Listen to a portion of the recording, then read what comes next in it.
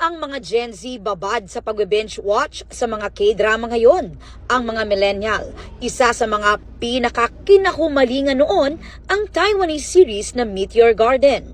Marami ang tila nagde-daydream sa mala Cinderella story ng bidang si Sanchai na ginampanan ng aktres na si Barbie Hsu. Lalo't 4 na binatang mas kilala bilang F4 ang nakapalibot sa kanya.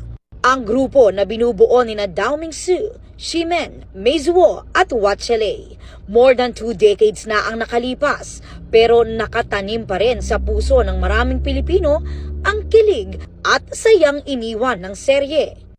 Kaya labis ang pagluluksa ng fans sa biglaang pagpanaw ng tinaguriang icon of Asian entertainment na si Barbie sa edad na 48. Kinumpirma yan ng nakababatang kapatid ni Barbie na si Dee. Nagbabakasyon daw ang kanilang pamilya sa Japan para i-celebrate ang Lunar New Year pero nagkasakit at nauwi sa pulmonya.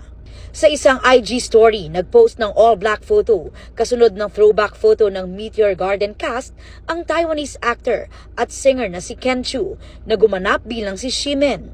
Ang gumanap namang best friend ni Sanchai sa series na si Xiao Yu o Rain Yang sa totoong buhay, nagpasalamat at inalala ang kaibigan na sobra raw niyang na-miss. Sa X, top trending topic si Barbie kung saan nagpaabot din ng fans ng kanilang pakikiramay at inalala ang yumaong aktres. Ang comic artist at National Book Award finalist na si Alan Jeffrey Bacar ay may patribute rin kay Barbie with caption, "Rest in peace Barbie Hsu, our forever Sanchai." Sa isang statement, nagbigay rin ng tribute ang animal rights group na PETA o People for the Ethical Treatment of Animals, ang grupong sinusuportahan ni Barbie na kilala rin bilang isang vegetarian.